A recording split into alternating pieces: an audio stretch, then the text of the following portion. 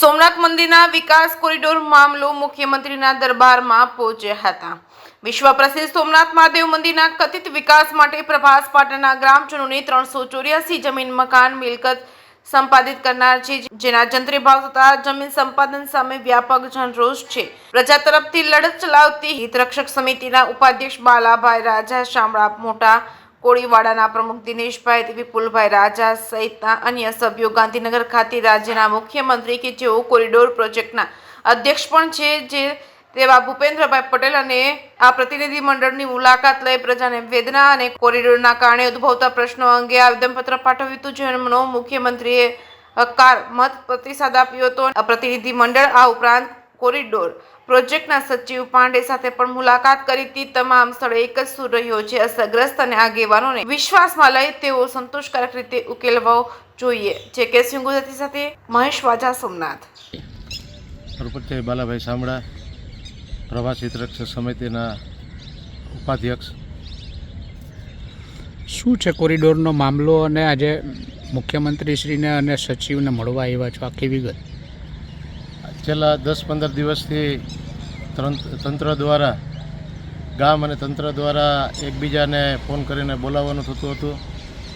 ત્યાર પછી બહુ આજે 10-15 દિવસથી એકને એક વસ્તુઓથી નાના માણસો ડર હતો, એકદમ ભય હતો।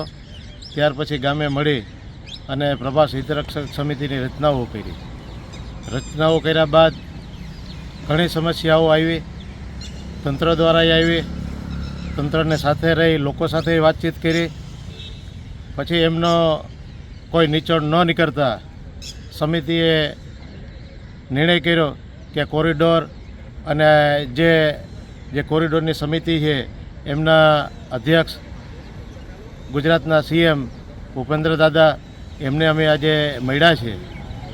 ત્યારબાદ એ જ કમિટીના સચિવ પાંડે સાહેબ, એમને અમે મળ્યા છે। એ બે અમારી જે ગામની રજૂઆત હતી એ બંને વચારે રહી, ગામ અને તંત્રની વચારે રહી અને જે રજૂઆતો છે એ રજૂઆતો મુખ્યમંત્રીશ્રી તથા સચિવશ્રીને અમારી રજૂઆતો એમને કરી છે। હવે અમે એ જે વાત છે જે તંત્ર દ્વારા અને સચિવ દ્વારા જે પણ કંઈ પણ ચર્ચાઓ આગળ હલશે તે ચર્ચા કરીને જે પણ કંઈ નિચોડ નીકળશે એમાં અમે આગળ વધશું। હું હેમલ ભટ્ટ, તીર્થપુરોહિત સોમપ્રા બ્રાહ્મણ સમાજનો પ્રમુખ અને પ્રભાસ પાટણ હિતરક્ષક સમિતિનો અધ્યક્ષ। છેલ્લા 15 દિવસથી જે સોમનાથમાં કથિત કોરિડોર બાબતે જે વાટાઘાટો વહીવટીતંત્ર, અસરગ્રસ્તો અને આગેવાનો વચ્ચે ચાલી રહી છે, એ બાબતે અનેક વખત વહીવટીતંત્ર સાથે મિટિંગો કર્યા બાદ વહીવટીતંત્ર દ્વારા જંત્રીના ડબલ ભાવ અને જંત્રીના 4 ગણા ભાવ જે કહેવાની વાત આવી, એમાં જે સ્થાનિક લોકો એટલે જે અસરગ્રસ્ત લોકો છે એ ભાવમાં ક્યારેય પણ એને બીજું ક્યાંય અન્ય જગ્યાએ ક્યાંય મકાન મળી શકે એવી પરિસ્થિતિ નથી।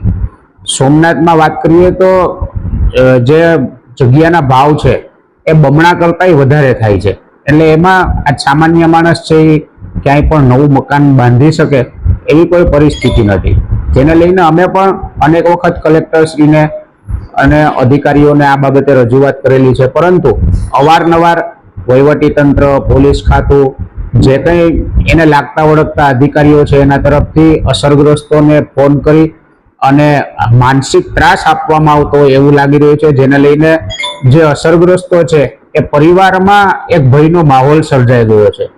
લોકો રાંધેલા અન્ન ખાઈ નથી શકતા, રાતના નીંદર નથી કરી શકતા, ભયના માહોલમાં જ સતત જીવી રહ્યા છે।